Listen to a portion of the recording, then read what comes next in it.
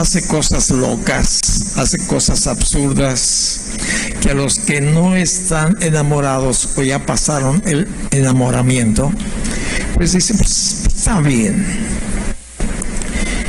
Cuando yo me enamoré la primera vez, escribía su nombre en todo lugar donde pudiera estar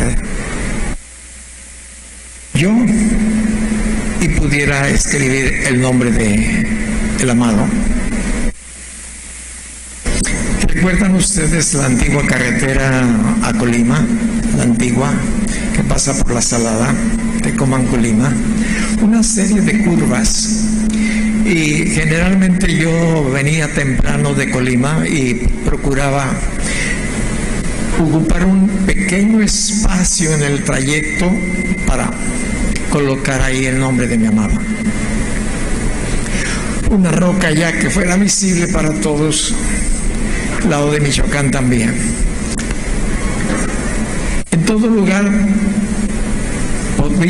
quería escribir su nombre. Resalta mucho en la playa, cuando las olas venían, se regresaban, dejaban muy húmedo y con una vara ahí escribía su nombre, con letras grandototas, grandes. Luego la ola venía, borraba, volvía a escribir una y otra vez. Estaba enamorado. Sigo enamorado. Y el nombre que ponía ahí decía Cristo. Cristo. Y recuerdo con mucha claridad todo ese tiempo de mi primer amor para con Él. Y pido cada vez que estoy platicando, le ruego que me ayude a que ese amor siga fluyendo en mi vida. Para su gloria, para su honra. Porque le amo, así como yo sé que tú le amas. Y uno ama a la persona precisamente por su misericordia, su ternura, por los cuidados. Estoy hablándote de cualquier persona que nos ama, y ahorita en especial de Jesús, el Señor. Él ha tenido un excelente cuidado para cada uno de nosotros. Y enamorarse de Él es hasta posible si se pudiera escribir su nombre en la penca del maguey. No la grabé porque no había penca de maguey alrededor mío, sino también ahí lo hubiera escrito. Pero sí le escribí en los postes de la Comisión Federal de Electricidad de Teléfonos de México, y ahí escribía su nombre: Cristo. Cristo viene, Cristo viene, Cristo viene. ¿Por qué razón? Porque en Él encontramos toda la paz, toda la seguridad, todo aquello que anhela toda persona. Y a veces cuando no le conocemos estamos buscando mil y una cosas, cuando solamente tenemos que buscar a Jesucristo. En su misericordia Él vino a mi vida, vino a nuestra vida y la transformó, la trastornó, nos volvió locos, a mí, a mi esposa, a nuestros hijos. Nos enamoramos, seguimos enamorados de Él. Quiero hablar de dos personas que estaban muy enamoradas también del Señor Jesucristo. Si me acompañas al Evangelio de Marcos, el capítulo es el 5, en el versículo 21, nosotros podemos encontrar cómo el Señor Jesucristo está rodeado de una gran multitud de personas, hombres, mujeres, niños, jóvenes, todo tipo de personas alrededor de Jesús, apretujándole. Era una multitud. Si usted ve aquí a nuestro alrededor, esto no es una multitud.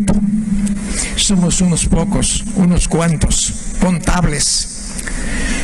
Pero en cada lugar que el Señor Jesucristo llegaba, le rodeaba una gran multitud, es decir, incontables. Personas que querían tocarle, que querían verle, que querían oírle, que querían ver, que querían escuchar, ver un milagro. Personas, unas por interés solamente personal, otras con un corazón limpio, que realmente querían saber, conocer el amor de Dios. Y en el capítulo 5 del versículo 21 encontramos a una persona que se encuentra en una dificultad muy tremenda. Dice en el versículo 21, pasando otra vez Jesús en una barca a la otra orilla, se reunió alrededor de él una gran multitud y él estaba junto al mar. Y vino uno de los principales de la sinagoga llamado Jairo, y luego que le vio, se postró a sus pies. Quiero que observes a esta persona, a Jairo, un hombre principal. Quiero que vayas analizándolo juntamente con otro nombre que te voy a dar a continuación, que ocurrió en el mismo instante, en el mismo rato, en el mismo tiempo en que Jesús había llegado a ese lugar, estando cerca del mar.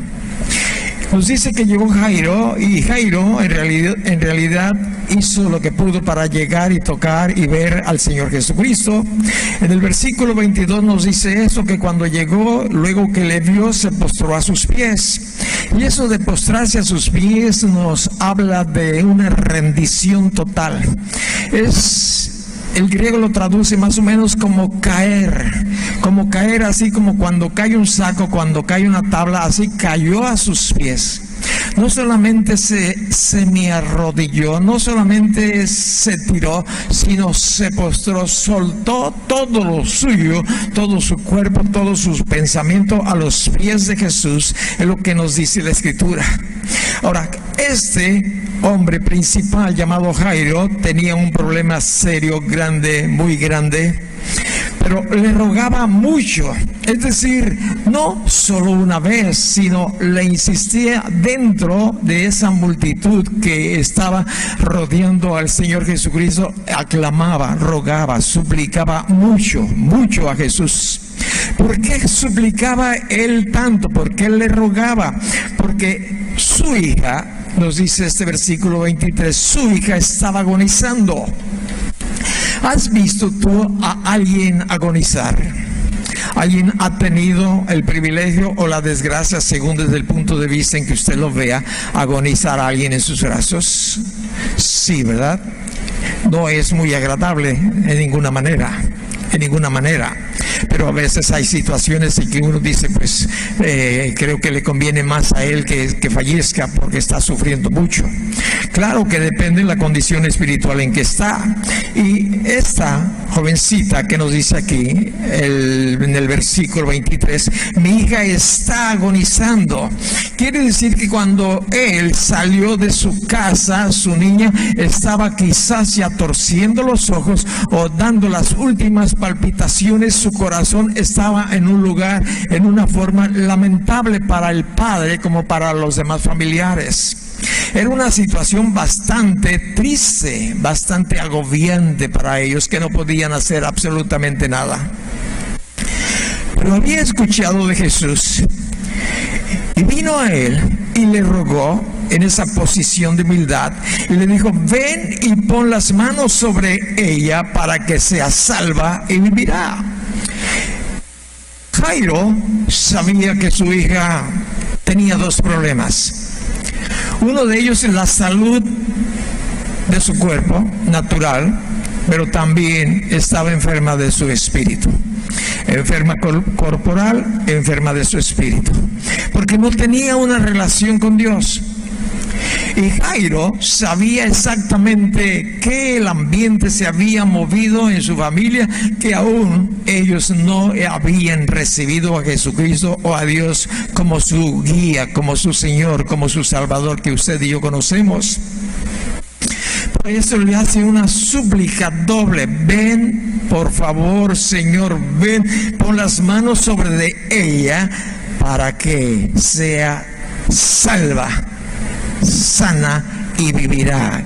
¿Quieren apagar ese ventilador, por favor? Gracias. Este hombre importante tenía este problema. La muerte estaba rondando su casa.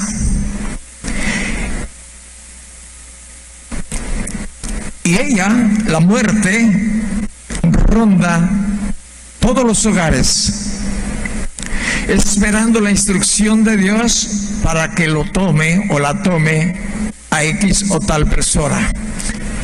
Es raro que alguien sepa, conozca cuándo será su último día sobre esta tierra. Es raro. Y si le digo que es raro, porque yo encuentro en la Biblia personas que recibieron información de cuándo ellos iban a morir para que se pusieran en paz, para que pusieran en orden su casa. Y eso creo que es muy bueno que no sepamos. Para mí es muy bueno no saber qué día voy a morir. Pero como no sé qué día voy a morir, entonces yo trato de vivir como si fuera el último día hoy en que yo viviera. Pero también trato de vivir como si tardaran 5 o 10 años para que mi vida feneciera. ¿Qué hago? Vivo de la misma manera, realizando las tareas que tengo que realizar, pero también viviendo una vida que le agrade a Dios, para que no me agarre sorprendido como podía haber agarrado a esta pequeña y a su padre también, a Jairo. Entonces el problema es que la muerte estaba rondando su casa, y esto, aunque él era un principal, no le impide tener humildad y reverencia. Habla la Escritura que se postró a sus pies, cayó. A veces a mucha gente le da vergüenza pedir oración, hablar de Dios, hablar de Jesús. Mucha gente, a veces hasta los mismos creyentes. Pero este hombre, pues, eso no le iba a impedir para alcanzar la misericordia para Dios. Encontramos aquí mismo un poquitito más en el capítulo 7, el versículo 25, a una mujer. Esta mujer no era griega, no era judía como Jairo. En el capítulo 7, el versículo es el 25, una mujer cuya hija tenía un espíritu inmundo. Luego que oyó de él, de Jesús, vino y se postró a sus pies. La mujer era griega, sirofenicia de nación, y le rogaba que echase fuera de su hija el demonio. Ahí el reto consiste en que ella no era israelita, no estaba bajo el pacto abránico. Por eso Jesús le dice, primeramente deja que se sacien los hijos, porque no está bien tomar el pan de los hijos y echarlos a los perrillos. Respondiendo ella, y le dijo, sí, Señor, pero aún los perrillos debajo de la mesa comen de las migajas de los hijos. Entonces le dijo Jesús, por esta palabra, ve, el demonio ha salido de tu hija. Y cuando llegó ella a su casa, halló el demonio que había salido y a la hija acostada en la cama. Aún Dios tiene misericordia de los que no son sus hijos. Para que usted y yo podamos entender la gracia, la misericordia de Dios. Pero esta mujer fue confrontada a tener fe. Y siempre para recibir un milagro, una maravilla, una sanidad, un prodigio, necesitamos considerar que es muy importante tener fe. Porque sin fe es imposible agradar a Dios. Ahora, ¿qué es tener fe? Creer que lo que Él dice es verdad. Así de sencillo. Cree solamente y se va a dar lo que el Señor quiere darte, suplir tu necesidad.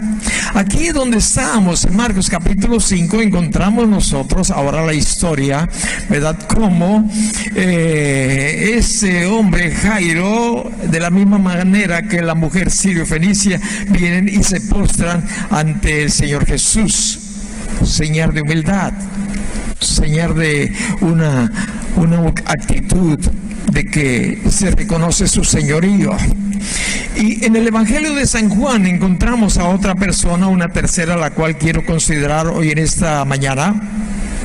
En el capítulo 9, el Señor Jesucristo nos está hablando, nos está narrando el evangelista lo que sucedió cierto día de un joven. Nos dice el versículo 35 del capítulo 9 de San Juan estas palabras. Dice el 35, oyó Jesús que le habían expulsado y hallándole le dijo, ¿crees tú en el Hijo de Dios? Respondiendo él, dijo, ¿quién es, Señor, para que crea en él? ¿Qué había pasado? Un joven que estaba ciego, le habían traído a Jesús. El Señor obró un milagro, le devolvió la vista. Inmediatamente ese joven lo primero que hizo, ir al lugar donde se adoraba a Dios, en el templo. En ese lugar donde todos los creyentes e incrédulos se reunían para alabar, para glorificar a Dios. Y fue ahí donde el Señor Jesucristo lo encuentra y le hace estas preguntas. ¿Por qué razón? En el 35 oyó Jesús que le habían expulsado, y hallándole le dijo, ¿de dónde lo habían expulsado? Los religiosos lo habían expulsado de su religión. No lo querían más allí. ¿Por qué? Porque estaba hablando de la gracia y la misericordia de ese hombre que había hecho un milagro en su vida. Por esa razón, Jesús tiene el encuentro para declararse, para mostrarle, para decirle quién había echado afuera esa ceguera. El 35, el Señor pregunta, ¿crees tú en el Hijo de Dios? Respondiendo él, dijo, ¿quién es, Señor, para que crea en él? Quizás usted ha escuchado de Jesús, del Señor. Yo escuché mucho tiempo también de Jesús, del Señor, de las cosas que había hecho, pero era todo superficialmente. No le conocía a él personalmente como te conozco a ti personalmente. Sé cómo te llamas, aunque a veces se me olvida tu nombre. Sé quién eres en realidad, qué haces, dónde vives. Te conozco personalmente. Pero yo a Jesús solamente sabía de Jesús, no conocía a Jesús. Pero el día que Él tocó mi corazón, ese día que te digo que me enamoré de Él, que empecé a escribir su nombre por todas partes, porque Él había tocado mi corazón, se había revelado a mi vida, estaba viendo, estaba conociendo al Creador de todo lo visible e invisible, a aquel que dio su vida en la cruz para rescatarme a mí del pecado, de la avaricia, de la mentira, de la hechicería, de todo tipo de pecado. Yo le conocí a mi Salvador, me enamoré, caí rendido a sus pies. El día que le conocí, pasó eso. Un enamorado de Jesús, como no tienes idea. Realmente enamorado. Y no detuvo su amor solamente en revelarse allí. Cada día yo puedo platicar, ver con Él. Hoy en esta mañana estuve platicando con Él. Me dio ciertas indicaciones. Me dijo, haz esto, enseña esto. Esto me lo había dicho en días pasados. Enseña esto, porque quiero hacer cosas buenas en las vidas de los que están ahí, de los escuchas. Pero vas a proceder de esta manera. Este joven no conocía a Jesús. En el versículo 37 le dice, pues le has visto, y el que habla contigo, Él es. El 38 le dijo el joven, creo, Señor, y le adoró. ¿Te puedes imaginar este joven? Enamorado, enamoradísimo de aquel que le había sanado. Entonces yo puedo ver en común es la historia de estas tres personas, de estos tres casos, que tienen humildad, vienen a Jesús, no les importa lo que ocurra, tienen un tiempo de adoración y tienen reverencia. Ahora, ¿por qué te hablo de tres personas? Porque esas tres personas necesitaban de Jesucristo, necesitaban del Señor, sus cuerpos sean sanados, fueran sanados, y que también sus almas no se fueran a la condenación eterna. En Marcos capítulo 5, el versículo 23, encontramos que Jairo encontró un problema, una situación difícil. cuando él ya había, por decirlo así, convencido a Jesús que le acompañara a su domicilio, bueno, el versículo 24 nos dice: fue pues con él y le seguía una gran multitud y le apretaban. Seguía el Señor siendo bloqueado para ir a la casa de Jairo. Jairo quizás se sentía desesperado al ver que alguien venía, y no solamente alguien, sino le estaban estorbando esta multitud. La angustia en la cual él se ha de haber visto en ese momento, que su hija estaba agonizando y no dejaban llegar a Jesús a los pies de esta jovencita de 12 años. Una angustia puedo ver en este hombre al ver un gran impedimento que estaba frente a él. Quizás usted nunca ha tenido una urgencia, tal vez sí. Cierto día, Guti se había recostado en la cama, estaba descansando. Acabamos de venir al médico. Le di un medicamento y me fui muy atrás. Le dije: me llamas si ocupas algo. A la altura de la casa hogar, que tiré 200, 300 metros. Y ese medicamento que le acababa de dar le afectó. Su corazón se empezó a acelerar. Ella empezó a tener problemas muy serios. Y me llama por teléfono, contesto el teléfono, no le entendía, le decía: ¿qué me dices, hija? No le entendía, háblame recio, no te entiendo. Y entonces ella lo que hizo, hablarle a su nieta, contestó su nieta Keren.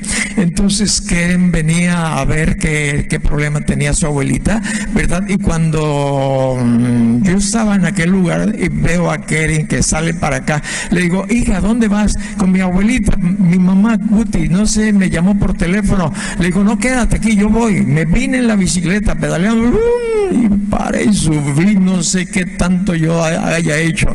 Y llegué, ¿qué pasó? Ahí estaba la pobrecita, el término que se usa, quizás vulgar, pataleando, luchando contra la muerte. Saqué fuerzas, le subí la silla, la bajé por el elevador a la carrera, la bajé, la subí al carro, no sé cómo la subí. Imagínate, tenía una desesperación, una angustia al verla, cómo iba falleciendo a un lado de mí, en el asiento del copiloto. Me pasé todos los semáforos. Cometí todo lo que tú creas de arbitrariedad vehicular. Todos. Y llegué, ahí me estacioné en un lugar prohibido. Y bajé, la subí a la silla y entré rápido a urgencias. En urgencias me dice la señorita, la que atiende ahí, la oficinista, que cuál es el problema. Le digo: mi esposa le afectó un medicamento, le está alterando el corazón, mírela cómo está. La pasó inmediatamente. Y el enfermero que está tomando los signos vitales, inmediatamente le puso ahí el marcador del corazón. Y el aparatito es como un reloj así grandotote, y bajaba la aguja, y se iba la aguja para abajo, iba para abajo. Y no le podía tomar la presión, trajo uno de pulso tampoco, no le marcaba el pulso, no se fijaba en cierto lugar. Y entonces me pasó inmediatamente al médico que estaba en el siguiente consultorio, y Guti ya con un pie para allá y toda su cara torcida, algo feo, algo horrible. Y el médico me dice: ¿qué le puedo servir? Muy atento. Mire, mi esposa le afectó un medicamento, creo que trae un problema ahí en el corazón, déjeme tomar sus datos. Ella es así siempre, ¿cómo está? No, le digo: doctor, que te está pegando algo ahí al corazón. No es, necesita atención rápida. La pasaron rápido hacia allá, hacia la atención, no sé cómo le llaman, Pero llegamos ahí y ya nos tomaron los datos y me dijo, ahorita la atendemos. Y ella me dice, quiero ir al baño. Y el baño, pues un baño realmente angostito, quizás 1 metro de ancho como por 2, y ahí encuentras el sanitario, el lavabo y todo el equipo. Cuanto nomás pude entrar con la silla de ruedas y moverme yo por ahí, y con toda tristeza soltó el cuerpo. Y todo aquello se inundó de un olor desagradable. Se había hecho del baño. Imagínate ahí con pantalones, su calzón, la silla de ruedas, en ese pedacito de espacio. Una angustia tremenda. Y salí y le dije, oiga, ¿alguien me puede ayudar? Los papeles que había para secar las manos no alcanzaban. Y entonces Dios mandó un ángel. El ángel era una enfermera conocida nuestra. Y llegó y le dijo, oye, ¿me ayudas por favor? Mi esposa así asado. No, sí, y fue y trajo unas sábanas, dice, tú sosténmela, y mientras yo bajo lo demás, y yo la sostuve de las arcas, ¿verdad? Y ella bajó la ropa, ahí la tiramos, la cubrió, la limpió, y luego trajo otra sábana y la botó por allí también, y ya la pusimos limpiecita, por decirlo así, a subirla, y rápido la llevamos a una cama. Y viene un médico y pone otra vez el que mide el corazón, y lo mismo, así se hacía la aguja. Decía, no sirve ese aparato, no sirve. ¿Cómo se llama ese aparato? Se me fue el nombre, el que marca los pulsos del corazón. Trajeron otro, no funcionó tampoco. 3 y no funcionaba. No podían tomar el pulso. Inmediatamente le empezaron a inyectar así, porque no había pulso estable. Se iba de un extremo al otro el aparatito. Habían traído varios. Y entonces ella empezó a tener frío, mucho frío. Y bueno, pues dijeron, traigan una lámpara de calor. Y trajeron una lámpara de calor, no funcionaba tampoco. Y otra no funcionaba para darle calor. Cobijas se le pusieron, no sé cuántas cobijas. Estaba agonizando. Y puedo ver a Jairo en esa desesperación, que no encontraba ayuda, al contrario, estorbos. Pero ya había puesto el asunto en las manos de Dios, de Jesús. Lógico, yo ya lo había hecho. Desde que salimos de aquí, yo fui orando por ella. Y mientras los médicos estaban ahí, no me separé de ella, mientras los médicos y enfermeras estaban, no sé si había 2 o 3 médicos y enfermeras ahí trabajando, conectándole esto, conectándole aquello. Yo estaba orando en lenguas que aclamaba a Dios que obrara un milagro. Jairo se encontró con un problema. La multitud, pero había otra persona que tenía también un problema serio y grande, y esta era una mujer que tenía un problema tan serio también. Nos dice el versículo 25, pero una mujer que desde hacía 12 años padecía de flujo de sangre. Mujer, ¿cuánto tiempo has padecido flujo de sangre? Eso que la regla, que el periodo, yo sé que han tenido problemas a veces. Mi esposa ha tenido problemas tuvo problemas de ese tipo. Se sienten incómodas, yo sé, por experiencias de ella. Pero ¿cuántos años tenía este problema esta señora? Padecía de flujo de sangre 12 años.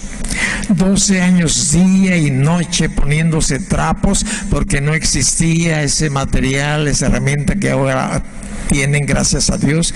Trapos, trapos y trapos, lavándolos y lavándolos y lavándolos, trapos y trapos, día y noche, 12 años. Pero viene Jesús, y venir a Jesús es lo máximo. Es lo máximo. Yo me enamoré de Él, sigo enamorado. Esa mujer había, además de eso, había sufrido mucho de muchos médicos y gastado todo lo que tenía. Ve la situación de esta mujer. Había sufrido de muchos médicos. ¿Qué mujer le gusta que le esculquen ahí esa cosa, verdad? Pues a nadie.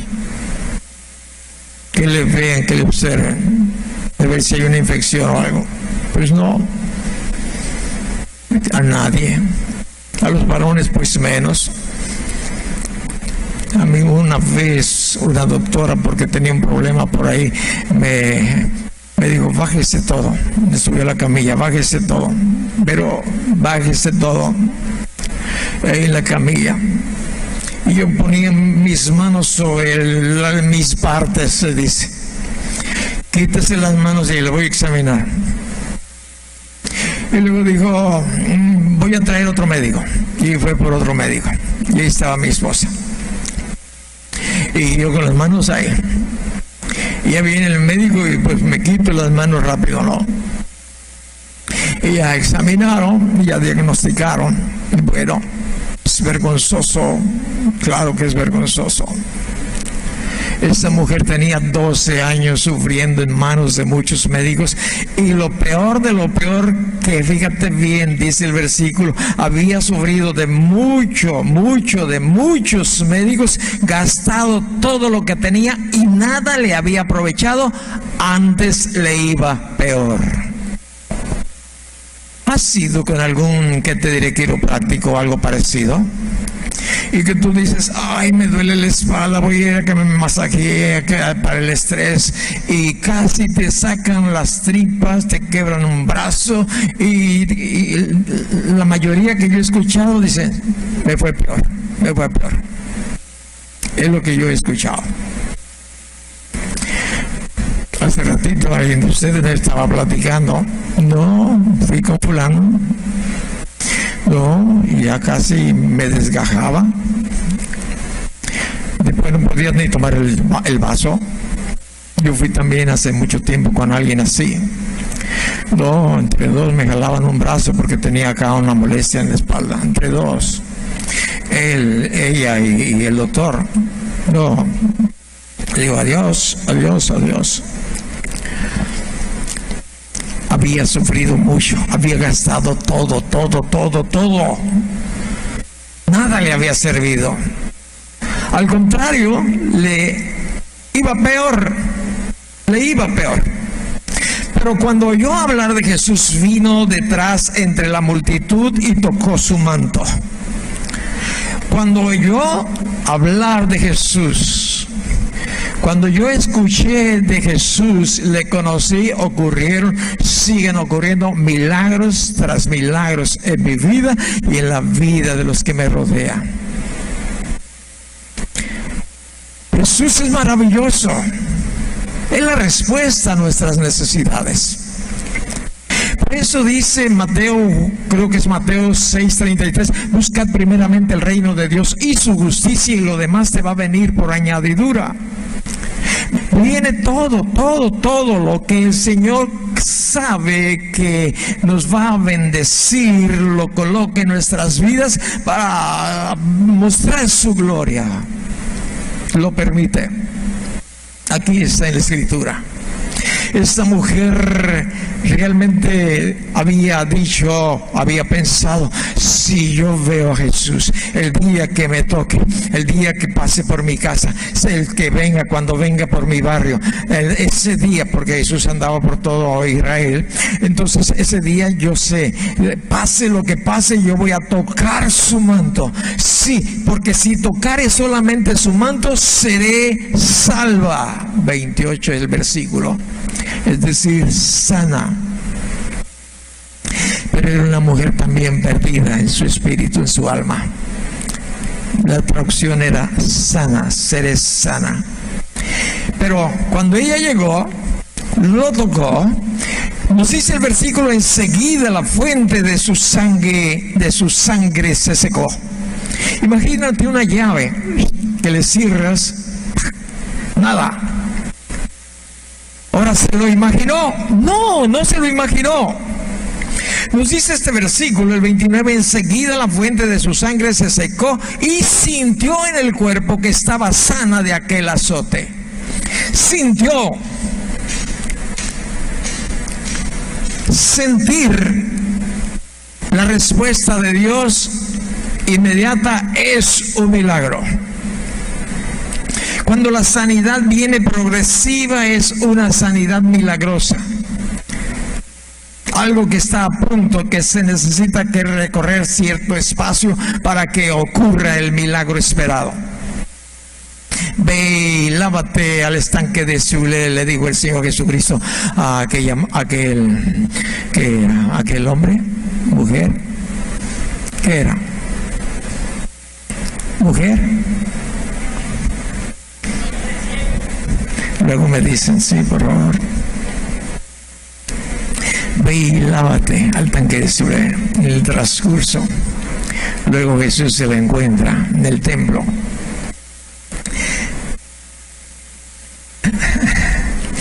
¿Qué había pasado con mi esposa? Esa taquicardia por X medicamento le produjo una alergia. Desde entonces yo puse en su cartilla, en su tarjeta del Seguro Social, este nombre, Celebrex. Porque luego te preguntan, ¿alérgico a algún medicamento? Y ahí está, por si yo no soy, Celebrex. No tengo que darle, Celebrex. A mí me preguntan, ¿alérgico a ninguno? Ninguno. A las inyecciones, a ninguno. Ambos, Jairo, esta mujer, enfrentaron obstáculos. Ambos tenían un gran problema, pero también tenían una gran determinación. De una y de otra manera ellos trabajaron para que ese obstáculo se hiciera a un lado. Lo enfrentaron a la multitud, enfrentaron a la muerte, porque ella estaba tocando, siendo inmunda, estaba tocando a las personas. El 27 nos dice que el obstáculo de esta mujer había sido vencido, había llegado, la había tocado y ella había sido sanada. Inmediatamente el versículo 30 nos dice el Señor Jesús, conociendo de sí mismo que el poder que había salido de él, volviéndose a la multitud, dijo, ¿quién ha tocado mis vestidos? ¿Quién ha tocado mis vestidos? Ha de haber gritado, porque era una multitud. De seguro ha de haber gritado, ha de haber alzado su voz. Bueno, tú conoces la escritura. Sus discípulos le dijeron, ¿ves que la multitud te aprieta y dices quién me ha tocado? Pero él miraba alrededor para ver quién había hecho esto. Entonces la mujer, temiendo y temblando, sabiendo lo que en ella había sido hecho, vino y se postró delante de él y le dijo toda la verdad. Y él le dijo, hija, escucha, le dijo, hija, había sido sanada, había sido salvada. Hija, tu fe te ha hecho salva. Ve en paz y queda sana de tu azote. Escuche esto, las enfermedades no son bendición. No, las enfermedades no vienen de Dios, vienen del diablo o vienen de nuestros descuidos del templo de Dios. Pero esto es lo que Dios quiere que usted y yo entendamos, que Él nos ama y que Él quiere que usted y yo recibamos la bendición. No es descuido del Señor el haber abandonado a Jairo cuando esta mujer le entretuvo según su propia opinión. No fue descuido del Señor. En sus manos el Señor tiene nuestras vidas y nadie nos puede tocar. Pero Jesús, en el versículo 36, luego que oyó lo que se decía, dijo al principal de la sinagoga: no temas, cree solamente. Y no permitió que le siguiese nadie sino Pedro, Jacobo y Juan, hermano de Jacobo. Y vino a casa del principal de la sinagoga y vio el alboroto y a los que lloraban y lamentaban mucho. Y entrando les dijo: ¿por qué alborotáis y lloráis? La niña no está muerta, sino duerme. Y se burlaban de él, mas él, echando fuera a todos, tomó al padre, a la madre, a la niña y los que estaban con él, y entró donde estaba la niña. Y tomando la mano de la niña, le dijo: Talita cumi, que traducido es: niña, a ti te digo, levántate. Y luego la niña se levantó y andaba, pues tenía 12 años, y se espantaron grandemente. Pero él les mandó mucho que nadie lo supiese, y le dijo que se le diese de comer. No solamente cuidó su alma, cuidó su cuerpo. ¿Cuánto tiempo tendría esta niña también que no comía? Dele de comer. Está sana. Ha vuelto de la muerte a la vida. ¿Dónde estuvo ese tiempo esta pequeña durante su muerte? ¿Qué les contaría a sus padres lo que vio más allá de esta vida? Las plañideras son los que se contrataban para llorar en casa del muerto.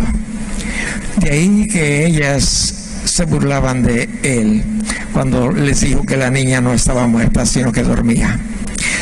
Yo quiero que tú veas que no hay nada imposible para Dios. Cierto día, un ángel vino a María, a la Virgen María, y le comentó el plan de Dios.